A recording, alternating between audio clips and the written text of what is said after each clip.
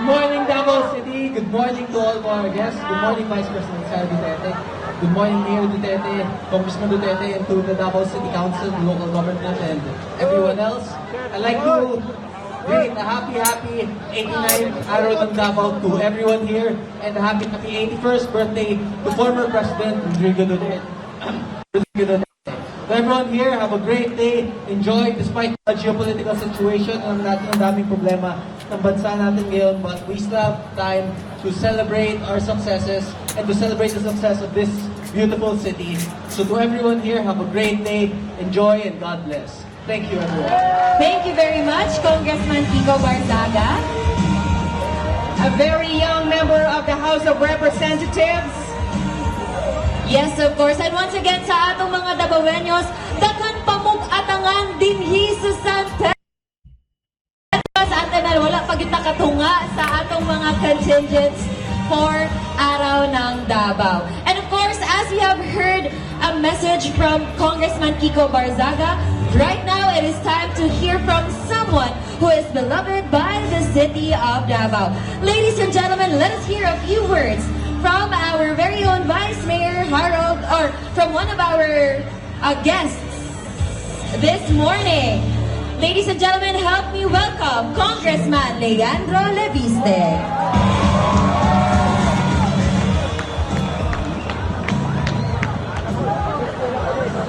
Vice President Inday Sara Duterte, Mayor Austin Duterte, Vice Mayor Rigo Duterte, Congressman Sid Ungab, Congressman Omar Duterte, Congressman Harold Duterte, to the whole Davao City Council, to all of our other special guests, and to, of course, all of the Davaoeños. Maayong buntag sa inyong tanan. Happy Araw ng Davao and happy birthday, PRRD. Daghang salamat po, Mayor Duterte, sa inyong imbitasyon. And I'm very happy to be here again. And to all of the participants in today's parade, you've done a very good job, and I hope that we have a very good day today. Alam niyo po, ako ay masaya na makabalik dito habang ang Congress ay nasa... And sinabihan ako na kaming mga congressman, dapat huwag masyadong manggulo. Mas mabuti daw ang congressman ngayon, magbakasyon muna. At baka akala nila nasa abroad ako. Hindi nila alam, sa Davao pala ako pupunta.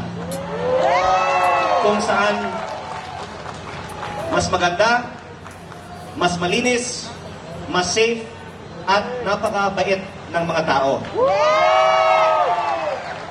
At dapat din suportahan ngayon ang domestic tourism. Lalong-lalo na dahil sa taas ng presyo ng langis.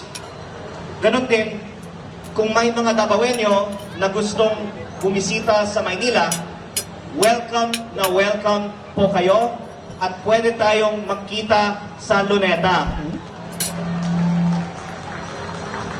Mayor, baka pwede tayong mag-arkila ng barko. At kahit ilang Davaoeño ang gustong bumisita sa Maynila, pwede tayong magkita doon. Sabihin lang ninyo ilan ang gustong bumisita. Pero baka aabot sa 100,000. Baka kung anong iisipin nila. Basta nandun tayo para sa turismo at sightseeing lang. Pero pagdating ninyo sa Luneta, bahala na kayo kung saan kayo susunod na pupunta. Kaya ako po ay of course also sure na gusto niyong bumalik kaagad sa Davao dahil ang ganda dito. At ang Davao of course ay isang very promising tourism destination na gustong puntahan ng mas marami pang mga Pilipino. At lalong-lalo po ngayong araw, ang araw ng Davao at ang isang special day, ang birthday ni former President Rodrigo Duterte. I'm sure it's going to be a very festive day. Kaya bago akong magtapos, gusto ko lang pong batiin muli ang buong lungsod ng Davao, isang happy araw ng Davao. Happy birthday, PRRD.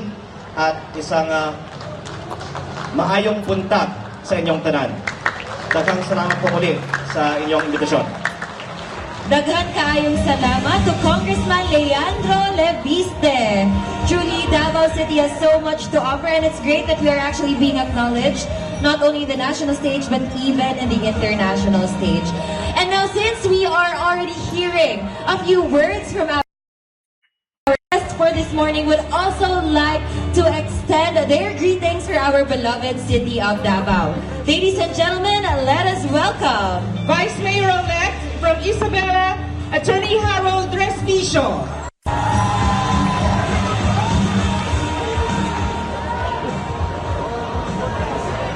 Matayo Davao!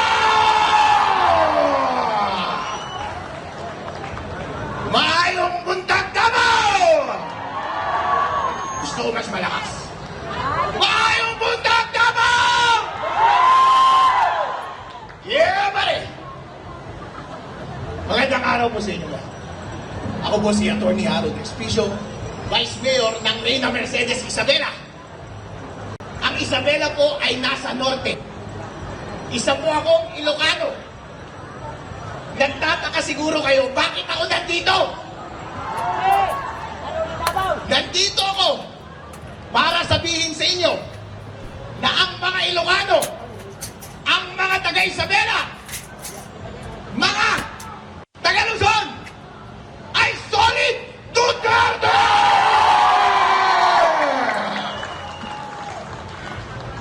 Sinasabi ko po sa inyo, sinasabi ko kay VP Sara, mula sa aming bayan at sa aming isla at sa aming probinsya, mahal po kayo ng mga Ilocano.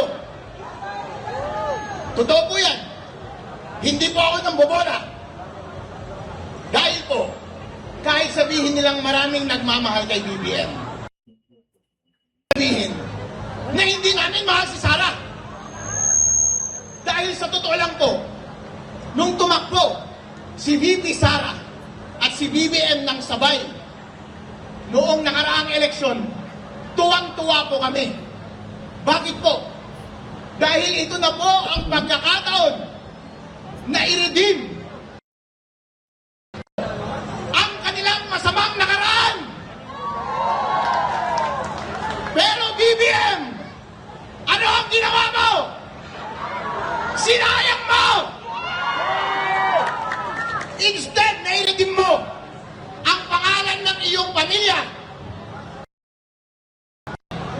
Nag-double down ka pa sa pagkakakaw! Instead na suportahan mo ang nagpanalo sa'yo bilang presidente, ipinahuli mo ba ang kanyang ama sa mga dayuhan? Wala kang utang na loob!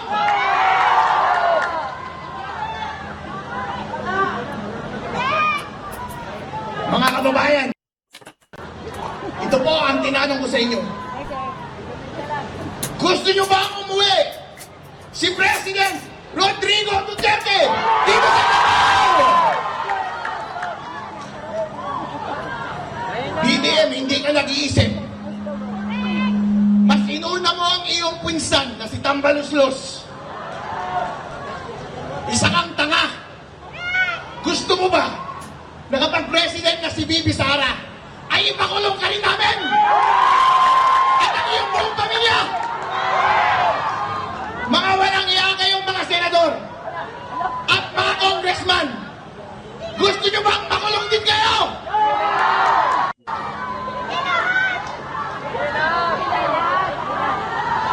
Ngayon po, ito ang ginagawa nila. Gusto nilang i-impeach si VP Sara para hindi siya manalo bilang presidente ng Pilipinas. Papayag ba kayo doon? Ayun, gusto kong iparinig ninyo hanggang sa Malacanang. Papayag ba kayong hindi maging presidente si VP Sara Duterte ng Pilipinas? Maraming salamat. Alright, once again, thank you very much to Vice Mayor Attorney Harold Respicio. Buntag sa tanan. Magandang araw po sa ating lahat. Sa ating pangalawang Pangulo, Her Excellency Vice President Inday Sara Duterte.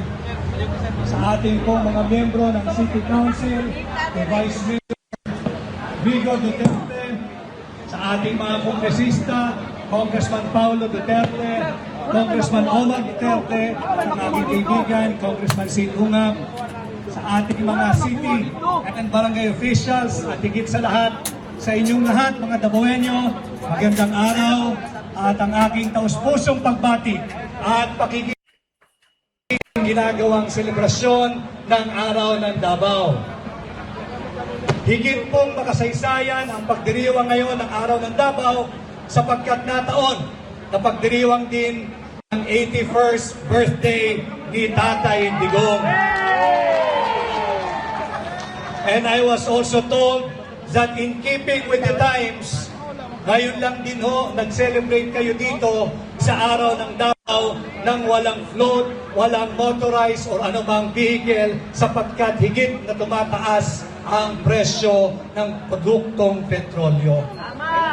Magkaganoon pa man, maging simple, payak ang ating pagdiriwang. Ang importante, huwag po nating kalilimutan na patuloy ipagdasal ang kaligtasan, ang kalusugan at ang kalayaan at sana'y pagpapauwi kay Tatay Digong sa lalong madaling panahon. At alam ko rin naman na hindi matitinag ang prinsipyo ng mga Dabawenyo, ng mga Mindanawan. Hindi po kasi aral sa kasaysayan ang kasalukuyang administrasyon. 400 taon tayo sa ilalim ng bansang Espanya, hindi natinag ang mga Mindanawan. Halos 50 taon tayo na kolonya ng Estados Unidos, hindi natinag ang mga Mindanawan. Sinubukan nilang sirain ang katatagan ni Tatay Digong. Ginamusta ko kay Mayor Baste ang kalagayan ni Tatay Digong. Ang tugon niya, okay naman siya, subalit siyempre hindi okay dahil nakakulong. Kanya lamang, sinabi raw ho sa kanya ni Tatay Digong, tanggap na niya ang kanyang kapalaran kung anuman ang kahahantungan. Kaya lalo ho akong na-inspire doon sa katagang binitawang iyon ni Tatay Digong, nagbigay buhay muli sa kanyang naturang that I am not a Filipino for nothing. Huwag po nating sayangin ang kanyang legasiya, patuloy po nating ipaglaban ang bawat Pilipino, ang ating bansa laban sa mapang-abuso, korap at kurakot na administrasyon. At bilang panghuli, alam ko hong hindi ko na kinakailangan kayong paalalahanan o hindi buong Pilipinas, buong mundo, nakasabay po nating nagdiriwang ngayong lahat. Alam naman natin na sinubukan nilang sirain ang tibay ng paninindigan ng Mindanawan, hindi sila umubra kay Tatay Digong. Patuloy ang kanilang ginagawa, subalit hindi rin sila umubra at hindi sila uubra kay Vice President Inday Sara Duterte. Subalit, higit pa pong humihigpit ang laban, alam kong hindi kayo bibitaw at walang bibitiw, patuloy po nating tulungan, protektahan at suportahan si Vice President Inday Sara Duterte sa mga darating pang araw na harapin nating pagsubok. At muli ho sa inyong lahat, kay Mayor Baste Duterte, isa pong karangalan na ako'y maging bahagi ng makasaysayang pagdiriwang nating lahat ngayon ng Araw ng Davao. Muli ho, maraming salamat, magandang umaga. Ako po muli si Attorney Vic Rodriguez, inyong kaibigan, Pilipino, abogado, at katulad ninyo, maisog. Magandang araw po sa ating lahat.